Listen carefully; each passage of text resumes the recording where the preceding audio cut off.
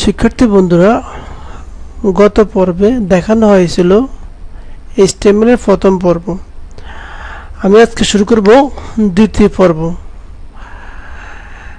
দ্বিতীয় পর্ব দেখার আগে আপনাকে অবশ্যই আমার প্রথম পর্ব দেখে আসতে হবে। প্রথম পর্ব না দেখে আপনি দ্বিতীয় পর্ব বুঝবেন না, কারণ আমার এই ভিডিওগুলো হচ্ছে যারা একেবারে নতুন তাদের জন্য। কারণ আপনি যদি একবার নতুন হয়ে থাকেন তাহলে আপনি প্রথম ভিডিও না দেখে দ্বিতীয় ভিডিও অবশ্যই বুঝবেন না। তাহলে কষ্ট করে অবশ্যই একটু প্রথম ভিডিও দেখে আসবেন।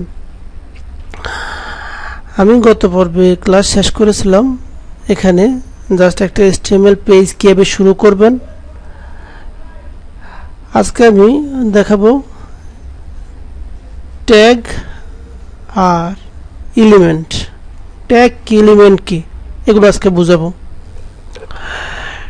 ট্যাগ হচ্ছে HTML পেজে আমরা কোনো কিছু যাই কিছু লিখে কোনো একটা ট্যাগের মধ্যে লিখব। যেমন আমরা এখানে লিখেছিলাম এক্সটেক কম্পিউটার ট্রেনিং সেন্টার। এটা কোনো ট্যাগের মধ্যে লিখিনি। আমরা যদি এই লেখার সাইজ বড় করতে চাই অথবা কালার করতে চাই অথবা এটা মোটা করতে চাই, বোল্ড করতে চাই, তাহলে যদি কোনো ট্যাগ অ্যাড করি না তাহলে কিছুই করা যাবে না। সেজন্য আমরা ট্যাগ ব্যবহার করব। তো আজকে আমরা ট্যাগ শিখবো। এই লেখাটাকে আমরা ট্যাগের মধ্যে পালাবো। একটা ট্যাগের দুটো অংশ থাকে, একটা হচ্ছে স্টার্ট ট্যাগ, একটা হচ্ছে এন্ড ট্যাগ। H1 একটা হেডিং ট্যাগ মানে শুরু ট্যাগ, এটা হচ্ছে একটা শেষ ট্যাগ। মাঝখানে যা লিখবো তা হচ্ছে এলিমেন্ট কন্টেন্ট। তাহলে শুরু ট্যাগ, শেষ tag, start tag, end tag, মাঝখানে যা লিখি তা হচ্ছে এলিমেন্ট। তাহলে আমরা লিখেছিলাম এক্সটেক কম্পিউটার ট্রেনিং সেন্টার। তার আগে আমি একটি ট্যাগ দিব H1 ট্যাগ, সেটাকে বলা হয় হেডিং ট্যাগ। ট্যাগটা আমি শেষ করলাম, দিয়ে ফাইলে গিয়ে সেভ দিলাম, দিয়ে ব্রাউজারে গিয়ে রিলোড দিলাম। লেখাটা একটু বড় হলো। এখন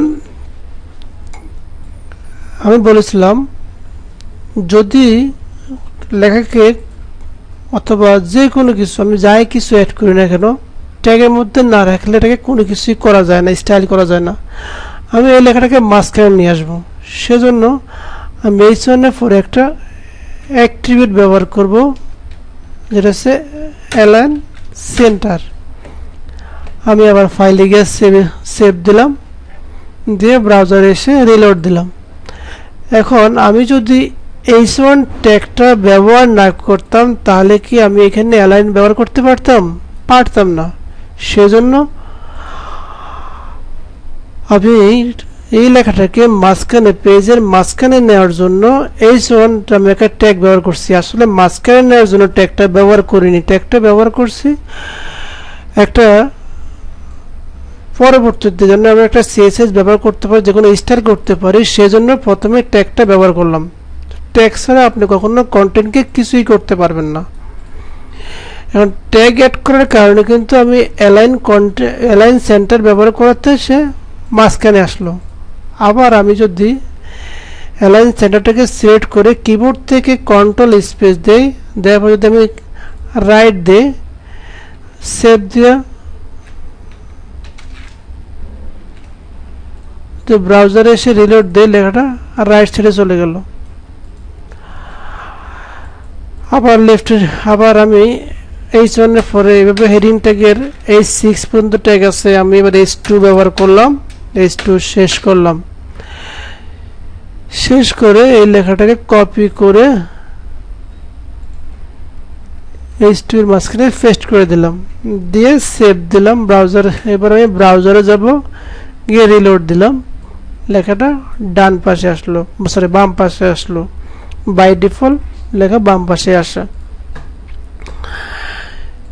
এবার আমি শুধু কোনো ট্যাগ অ্যাড না করে শুধু একটা লাইন লিখলাম এক্সটেক কম্পিউটার ট্রেনিং সেন্টার, দিয়ে রিলোড দিব। ব্রাউজারে এসে এই লেখাটা আসলো। এখন আমি যদি বলি এই লেখাটাকে মাঝখানে নিয়ে আসবো, তাহলে আমরা কি করবো, কিবোর্ড থেকে স্পেস দিব, লেখাটা মাঝখানে যাবে। সেভ দিলাম, ব্রাউজারে আসলাম, রিলোড দিলাম, লেখাটা মাঝখানে গেল না। না যাওয়ার কারণ হচ্ছে আমরা এই লেখার মাঝে কোনো ট্যাগ ব্যবহার করিনি। যদি লেখার মাঝে আমি একটা h5 একটা ট্যাগ ব্যবহার করে ট্যাগটা শেষ করে h5 এর পরে অ্যালাইন সেন্টার দেই, তাহলে আমার এই লেখাটা মাঝখানে যাবে। কারণ ট্যাগ ব্যবহার না করলে আপনার কন্টেন্ট কখনো মাঝখানে অথবা ডানে বামে কোনো নিতে পারবেন না। সেজন্য আপনাকে অবশ্যই কোনো না কোনো একটা ট্যাগের মধ্যে কন্টেন্ট লিখতে হবে।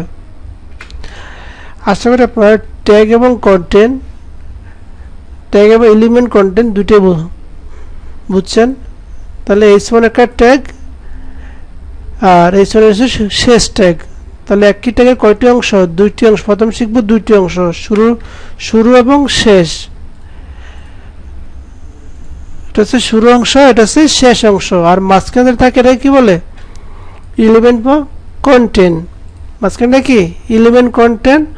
আর শুরু h1 শুরু ট্যাগ আর এটা হচ্ছে শেষ ট্যাগ। আশা করি আপনারা আমার ট্যাগ এবং এলিমেন্ট কন্টেন্ট এই দুটি বুঝছেন।